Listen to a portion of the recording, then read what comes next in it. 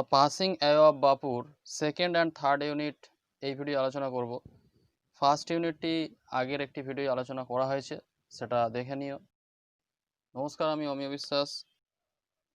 নয়নতারা সহগল তার অভিজ্ঞতার কথা দি পাসিং অ্যাওয়ে অফ বাপু গল্পে তুলে ধরেছেন। সেকেন্ড ইউনিটে বলছে, দেখো, গান্ধীজি's funeral was to take place the day after his death. গান্ধীজির অন্ত্যেষ্টিক্রিয়াটি সম্পন্ন হওয়ার ছিল তার মৃত্যুর পরের দিন। Hours in advance, people lined the route the funeral procession was to follow. অনেক ঘন্টা আগে থেকেই লোকেরা ভিড় করেছে সেই রাস্তায় যে রাস্তা দিয়ে গান্ধীজির মৃত্যু মিছিলটা করা হবে। পদ্মশ্রী মিসেস নাইডুস ডটার, পদ্মশ্রী যে মিসেস নাইডুর কন্যা, spoke for us when she said simply, যখন তিনি খুব সহজভাবেই বললেন, উই উইল ওয়াক, আমরা হাঁটব, it is the last time we shall walk with Bapu, এটাই হবে শেষবার আমরা বাপুর সাথে হাঁটব। তাহলে গান্ধীজির সাথে এই মৃত্যু মিছিলে শেষবারের মতোই হাঁটা হবে সবার। It was an agonising walk, এটা ছিল একটি যন্ত্রণাদায়ক হাঁটা। Thousands silently watch the procession, হাজার হাজার মানুষ নীরবে এই মৃত্যু মিছিলটাকে দেখছে। Bapu lay on an open truck, বাপুকে শোয়ানো হয়েছে একটা খোলা গাড়িতে। কোভার্ড উইথ ফ্লাওয়ার্স, ফুল দিয়ে সাজানো হয়েছে। থাউজেন্ড অফ পিপল ওয়েপড, হাজার হাজার লোকেরা কাঁদছে। Trying to touch Bapu's feet, ছুঁতে চেষ্টা করছে বাপুর পা দুটি। It was impossible to move in the thick crowd, তো এই প্রচণ্ড ভিড়ে এগিয়ে যাওয়া প্রায় অসম্ভব হয়ে পড়েছে। As I move forward slowly, যখন আমি ধীরে ধীরে এগিয়ে চলেছি, নয়নতারা সহগল যখন এই মৃত্যু মিছিলে অন্যান্যদের সঙ্গে ধীরে ধীরে এগিয়ে চলেছেন, আই আন্ডারস্টুড, আমি বুঝতে পারলাম, I was not merely in the midst of grieving people, তো আমি শুধুমাত্র এই দুঃখ প্রকাশকারী মানুষদের সঙ্গেই হেঁটে চলেছি এটুকু নয়। This was even more than the funeral procession of India's beloved leader, এটা ছিল যেন অন্ত্যেষ্টিক্রিয়া মিছিলের চেয়ে আরও বেশি কিছু ভারতের এই প্রিয় নেতার। আই ওয়াজ অ্যামং পিপল, আমি ছিলাম সেই সমস্ত লোকেদের ভিড়ে, ফর হুম, যাদের ক্ষেত্রে ওয়াকিং উইথ বাপু, বাপুর সঙ্গে হাঁটাটা অর্থাৎ গান্ধীজির সঙ্গে হাঁটাটা, হ্যাড এ স্পেশাল মিনিং, রয়েছে বিশেষ অর্থ। উই হ্যাড ওয়াকড উইথ বাপু, আমরা হেঁটেছি বাপুর সাথে। The rough and smooth of Indian recent history, ভারতের সাম্প্রতিক ইতিহাসে আমরা বাপুর সাথে কঠিন সময়ে এবং শুভ সময়ে হেঁটেছি। We could not now accept the fact, আমরা এই প্রকৃত সত্যটাকে গ্রহণ করতে পারছি না। দ্যাট দ্য ম্যান, যে সেই লোকটি, হু হ্যাড লেড আস, যিনি আমাদেরকে পরিচালিত করেছে, ওভার মেনি ডিফিকাল্ট পাথস, অনেক কঠিন পথে, was never going to walk with us again, আর তিনি আমাদের সঙ্গে আর কখনো হাঁটবেন না। বাপু স্লাইট ফিগার, বাপুর এই রোগা পাতলা শরীরটি, হ্যাড ওয়াকড, হেঁটেছেন, স্টাফ ইন হ্যান্ড, হাতে লাঠি নিয়ে, over a large part of India, ভারতবর্ষের এক বড় অংশ জুড়ে, ভারতবর্ষের বিশাল অংশ জুড়ে তিনি হেঁটে বেরিয়েছেন আন্দোলনের সুবাদে বা অন্যান্য মিটিং মিছিলে। টু ওয়াক ইজ টু, হাঁটা হয়, মেক স্লো প্রোগ্রেস, ধীর অগ্রগতি।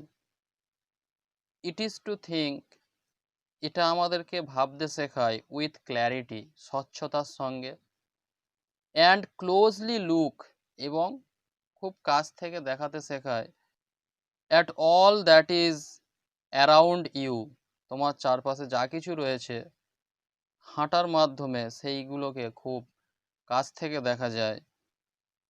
গাড়ি করে গেলে আমরা আশেপাশে কি রয়েছে অতটা ভালো করে লক্ষ্য করতে পারি না, কিন্তু হেঁটে যাতায়াত করলে তাহলে আমরা কাছ থেকে জিনিসগুলো সহজে দেখতে পাই। From small insect to the horizon in the distance, ছোট্ট কীটপতঙ্গ থেকে শুরু করে দূরের সেই দিগন্ত রেখা পর্যন্ত আমরা হেঁটে গেলে দেখতে পাই। মোরওভার টু ওয়াক, এছাড়াও হাঁটা was often the only way open to the average Indian, সেই সময় গড়পড়তা ভারতবাসীর বেশিরভাগ ভারতবাসীরই হেঁটে যাওয়াটা ছিল একমাত্র উপায়। ইট রিকোয়ার্ড নো ভেহিকেল, এতে কোনো যানবাহনের প্রয়োজন হয় না। এক্সেপ্ট হিজ ওন বডি, শুধুমাত্র তার নিজের শরীরটা ছাড়া। And cost him nothing but his energy, এবং শুধুমাত্র শক্তি ছাড়া আর অন্য কিছু তার খরচ হয় না। Gandhiji took this necessity, Gandhiji এই প্রয়োজনীয়তাটা বুঝেছিলেন। As he took mass that was commonplace and transformed it into a joyful effort, এবং এই হাঁটার প্রয়োজনীয়তাটাকে তিনি আনন্দ সহকারে করেছিলেন। এবারে আসি তৃতীয় ইউনিটের বাংলা অর্থে। Some days after the funeral, এই অন্ত্যেষ্টি ক্রিয়ার কিছুদিন পর a special train was to take Gandhiji's ashes to Allahabad, একটি বিশেষ ট্রেন নিয়ে যাওয়া ছিল গান্ধীজির ছাইগুলিকে এলাহাবাদে। গান্ধীজির মৃত্যুর পর তাকে যে পড়ানো হয়েছিল সেই ছাইটি এলাহাবাদে নিয়ে যাওয়ার ছিল।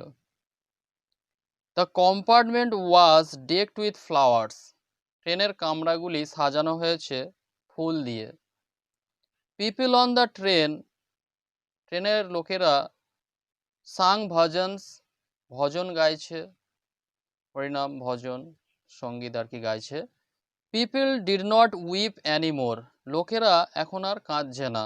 ফর দে কুড ফিল, কারণ তারা অনুভব করতে পারছে গান্ধীজির প্রেজেন্স, গান্ধীজির উপস্থিতি। Amid the flowers and the song, এই ফুলের এবং গানের মাঝে, ফুলের এবং গানের মাঝে লোকেরা যেন গান্ধীজিকে খুঁজে পাচ্ছেন, তাই এখন তারা আর কাঁদছেন না অতটা। অ্যাট এভরি স্টেশন, প্রত্যেকটা স্টেশনেই সরফুল ক্রাউড, দুঃখী মানুষের ভিড়। ফিল্ড দ্য প্ল্যাটফর্ম, প্ল্যাটফর্মগুলোকে পূরণ করে ফেলেছে। অ্যামিড সং অ্যান্ড প্রেয়ার, গান এবং প্রার্থনার মধ্য দিয়ে দ্য ট্রেন রিচড এলাহাবাদ, ট্রেনটা পৌঁছে গেল এলাহাবাদে। দ্য অ্যাসেস ওয়ার ইমার্সড, ছাইগুলোকে ডোবানো হলো ইন দ্য গাঙ্গেস, গঙ্গা নদীতে। হোয়ার আ হিউজ ক্রাউড, যেখানে বিশাল জনতা হ্যাড গ্যাদার্ড, জমায়েত হয়েছিল। অ্যাট দ্য ব্যাঙ্ক, ওই নদীর তীরে। আফটারওয়ার্ডস, এরপর we all went back to Delhi, আমরা সবাই দিল্লিতে ফিরে এলাম। ব্যাক ইন দিল্লি, দিল্লিতে ফিরে এসে আই ফেল্ট অ্যাট লস, লেখিকা নিজেকে অনেক গভীর চিন্তায় হারিয়ে ফেললেন। I had not directly walked, তিনি ভাবতে লাগলেন আমি কখনো প্রত্যক্ষভাবে হাঁটিনি উইথ গান্ধীজি, গান্ধীজির সঙ্গে। Gone to prison at his call, তার ডাকে কখনো জেলেও যায়নি। Or made any sacrifice for my country, অথবা আমার দেশের জন্য কোনো ত্যাগ স্বীকারও করিনি। মাই সিস্টার্স অ্যান্ড আই, আমার মতো এরকম অনেক বোনেরা এবং আমি। অ্যান্ড আদার ইয়াং পিপল, এছাড়া আরও যুবক লোকেরা। লাইক মি, আমার মতোই। হ্যাড বিন মিয়ারলি অনলুকার, শুধুমাত্র বাইরে থেকে দর্শক। But still I felt at sea, তবুও আমার কেমন ভাবনা হতে লাগলো। আই ফেল্ট, আমি অনুভব করলাম। আই হ্যাড গ্রোন আপ, আমি বেড়ে উঠেছি। Within a magic circle, কোনো একটা জাদু বৃত্তের মধ্যে। উইথ বাপুস পাসিং অ্যাওয়ে, আর বাপুর মৃত্যুর সাথে সাথে I felt the magic circle had vanished, আমি অনুভব করলাম সেই জাদু বৃত্তটা যেন অদৃশ্য হয়ে গেছে। লিভিং মি আনপ্রোটেক্ট, এবং আমাকে ছেড়ে গেছে অসুরক্ষিত অবস্থায়। তাহলে গান্ধীজি যতদিন বেঁচে ছিলেন, লেখিকা নয়নতারা সেহগাল মনে করতেন তিনি একটা কোনো জাদু বৃত্তের মধ্যে বেড়ে উঠছিলেন, যেটা তাকে রক্ষা করত। কিন্তু গান্ধীজির মৃত্যুর সাথে সাথে সেই রক্ষা কবচটা বোধহয় কোথাও ভ্যানিশ হয়ে গেছে। উইথ অ্যান এফর্ট, প্রচেষ্টার দ্বারা, আই রাউজড মাইসেলফ, আমি নিজেকে জাগিয়ে তুললাম। আই আস্কড মাইসেলফ, আমি নিজেকে জিজ্ঞাসা করলাম, had Bapu lived and died for nothing, বাপু কি বেঁচেছেন এবং মারা গেছেন কোনো কিছুর জন্যই নয়? How could I so easily lose courage when he has no longer there, কিভাবে আমি আমার সাহস এত সহজে খইয়ে ফেলতে পারি যখন তিনি আর এখানে নেই? তাহলে লেখিকা প্রথমে গান্ধীজির মৃত্যুতে অসহায় বোধ করেছিল, কিন্তু তারপর ধীরে ধীরে নিজেকে আত্মবিশ্বাসী করে তুলছেন। My values were not so weak, আমার মূল্যবোধ তো এত দুর্বল নয়। Millions of peoples had been ordinary folk for Bapu, বাপুর নিমিত্তে লক্ষ লক্ষ মানুষ হয়তো সাধারণ লোক। He brought them out of indifference, তিনি তাদেরকে তাদের উদাসীনতা থেকে বার করে এনেছিলেন। অ্যান্ড অ্যাওয়েকেন্ড দেম, এবং তাদেরকে জাগরিত করে তুলেছিলেন। টু ওয়ান অ্যানাদার সাফারিং, একে অপরের দুঃখ কষ্টের প্রতি। What if Bapu had gone, বাপু মারা গেছেন তাতে কি হয়েছে? উই ওয়ার স্টিল দেয়ার, আমরা তো এখনো এখানে রয়েছি। ইয়াং, যুবক, স্ট্রং, শক্তিশালী, and proud to bear his banner before us, এবং বাপুর আদর্শ সামনে নিয়ে এগিয়ে যেতে আমরা তো গর্বিত। বাপু হ্যাড পাস্ট অ্যাওয়ে, বাপু মারা গিয়েছেন। বাট হিজ ইন্ডিয়া, কিন্তু তার ভারতবর্ষ, উড কন্টিনিউ, চলতে থাকবে বা বেঁচে থাকবে। To live in his children, তার শিশুদের মধ্যেই। বাপুর আদর্শ তার পরবর্তী প্রজন্মে চলতে থাকবে এই ভারতবর্ষে, এবং ভারতবর্ষকে এগিয়ে নিয়ে যাবে। So this was the story where Nayantara Sahgal had written his experience which he saw and thought after the death of বাপু। বাপুর মৃত্যুর পর তিনি যা অভিজ্ঞতা অর্জন করেছিলেন, যা অনুভব করেছিলেন, এই পড়ায় আমরা তা পেয়ে থাকি।